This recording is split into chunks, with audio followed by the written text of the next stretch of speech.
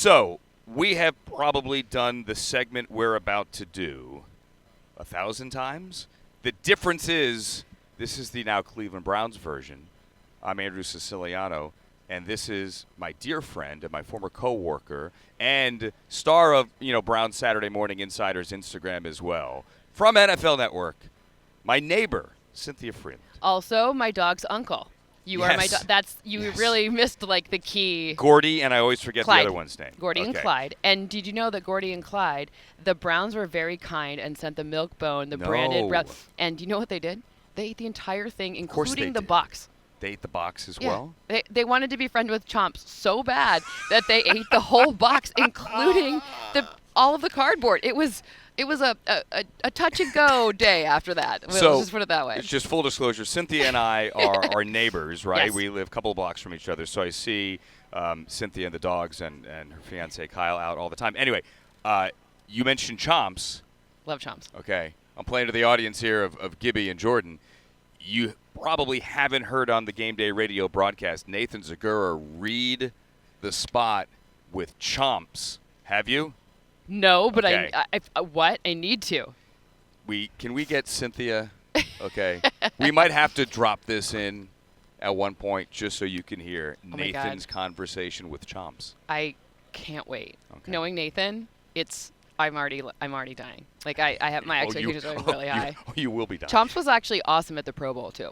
He really crushed it. Okay. Yeah, he really crushed it. Did you take your Chomp selfie? I did take a Chomp selfie, because but unfortunately they lost in tug of war. But that really wasn't the AFC's fault. It wasn't Chomp's fault. Of course, it wasn't. It wasn't Chomp's fault. No, he's got the dog in him. Anyway, let's get to the actual quarterbacks here. So top of the draft. Yep. When we look at DJ's, Daniel Jeremiah's big board, or Dane Brugler's big board, or anyone's big board. This is before anyone works out, or the workouts do begin this evening. The quarterbacks throw on Saturday. The top two quarterbacks are not going to be throwing. People say, well, this quarterback is ranked like the 15th best player in the draft, so why would I take him at 2? Scarcity. When you look at the quarterbacks in this draft, namely Cam Ward, Shedeur Sanders, do you believe they are worth the second overall pick, or for that matter, the first?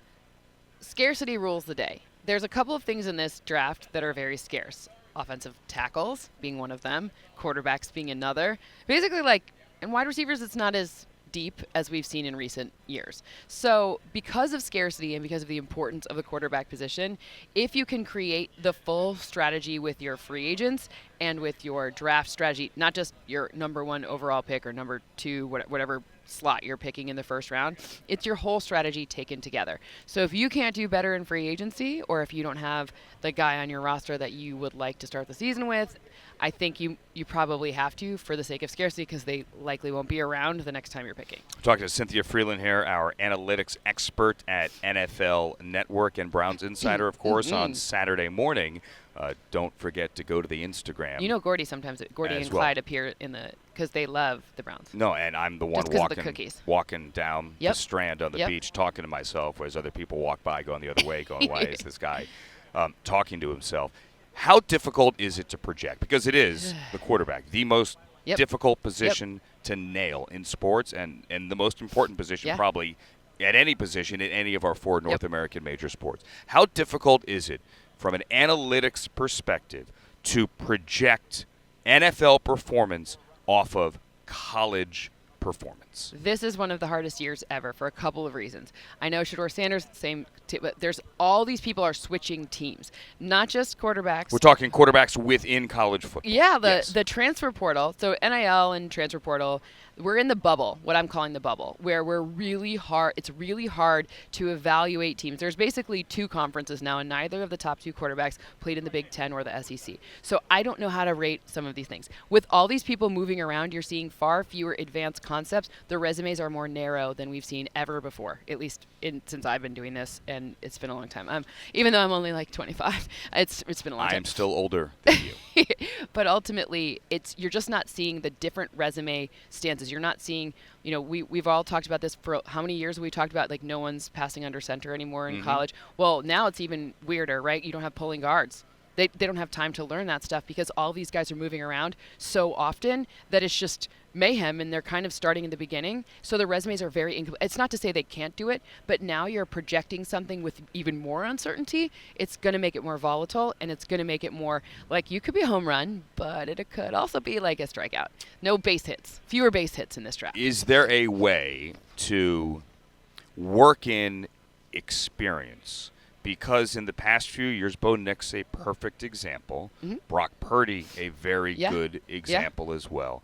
Where if you look at the number of collegiate starts on the opposite end of the spectrum, Anthony Richardson, who only started a dozen games at Florida. Mitch Trubisky, who started a year and a half at North Carolina. Can you weigh college starts into any equation here?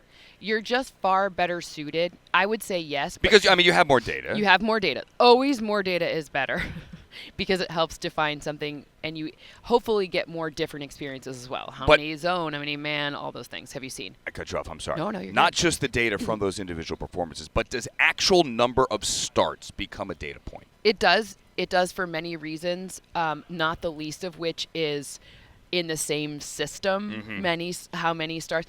It almost, at least what I've been finding so far, and again, we're all navigating the world of transfer portal, translating to the NFL at the same time, so I'm sure I'm not alone in this, but different system starts almost negates number of starts, and similar system starts helps.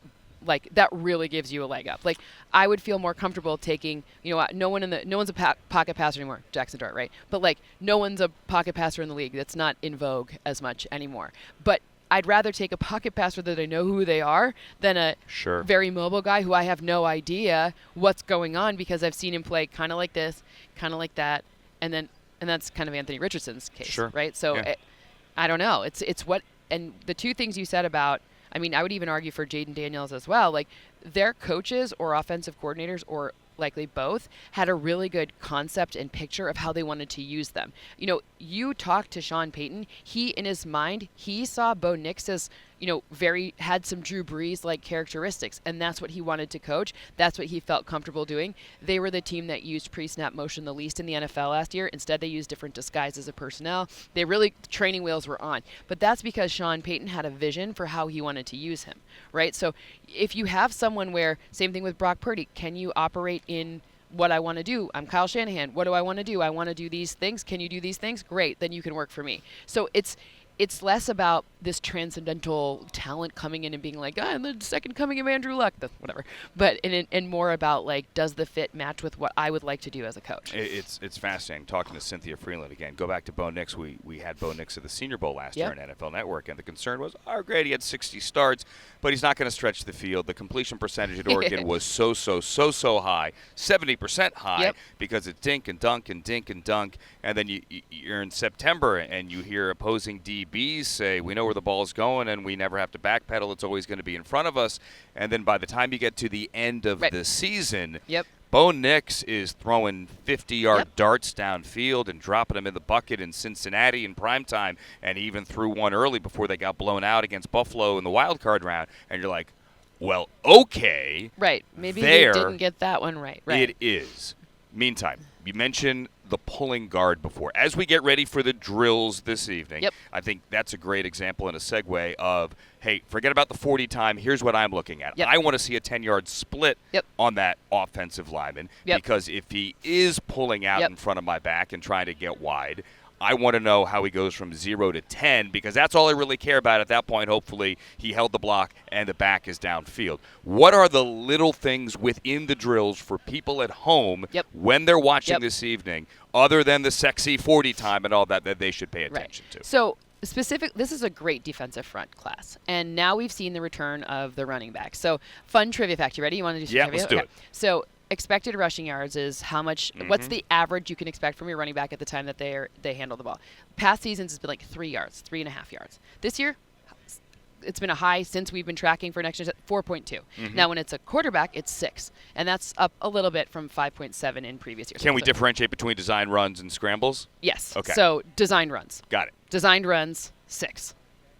Good. So how do you stop that? Well, you put a big old dude in the middle, right? Like you figure out the Mason Grahams maybe of the world. I know you're not supposed to talk about Michigan and Cleveland, but whatever. Kenneth Grant, Mason Graham. It all works. Yeah.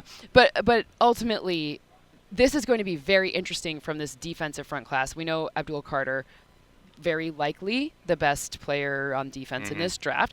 Not going to be working out. Is something wrong with his foot? We will see what happens with that. Seems to be probably okay by the time the season starts. However, when you're looking at how do you look at their feet? Watch the defensive front guys' feet. If they keep their feet pitter patter moving throughout the entire drill, as long as they're fast enough, they could trick my models by just moving their feet a lot and not moving forward very fast. But if on their lateral drills, if they can keep their feet going, they tend to be better. That's a very a minute thing, but it is a very interesting thing. And there are little things to look at here because we're fascinated always, and the low-hanging fruit, as Mike Mayock would always say, are the 40 times and how many times you put up 225 on the bench. And those are significant, right. But there's so many other little things, 10-yard splits and how you run the gauntlet. And the 10-yard splits for offensive linemen. And a 3-cone drill as well, how fast are you getting in and out of breaks and changing direction, all those little things. By the way, if you're playing to the Buckeye fans, they have two edges here, JTT and Jack, and you got the tackles in the middle and Hamilton and Tyleek. So they are bringing their defensive front here to Indy. By the way, I'm a big Ryan Day fan, right? Of course. He was a GA at BC when I was there, and I've known him for I'd forgotten that. It was, just a mere couple of years ago. A couple of years ago. No, but I've always been, massive fan of him, what he's been able to do. I would not want to be a college coach. That's such a hard job. No, that's why all the college coaches are going back to the NFL. Heck yeah. Yeah, but anyways. And real quick, we mentioned Kenneth Grant. I spoke to Kenneth Grant yesterday. Okay. So he's down to 332. I mean, at Michigan, sometimes we're talking 350, maybe even above. I was like, I'm sorry, what? He's down to 332. He looks amazing. I hope it's not Ozempic. Just kidding. And just kidding. I said, it's not Ozempic. No. If you're down to 332, yes.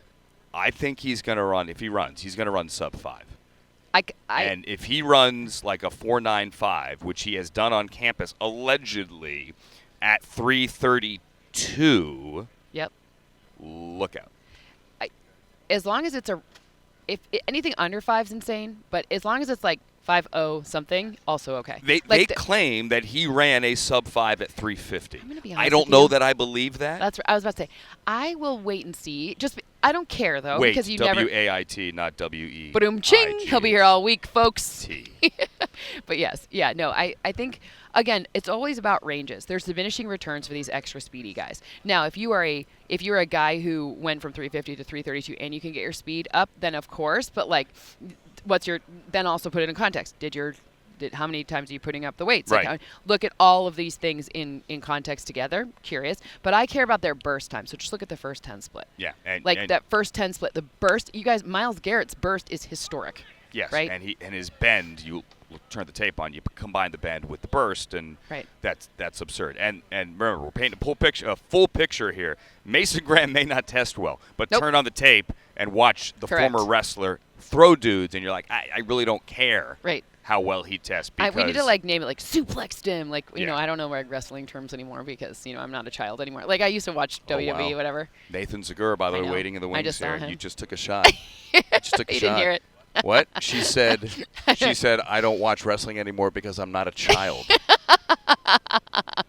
I just don't know the terms anymore. Wow. I know. I just like messing with you. On that note. He competed last summer in the squared circle. Love it.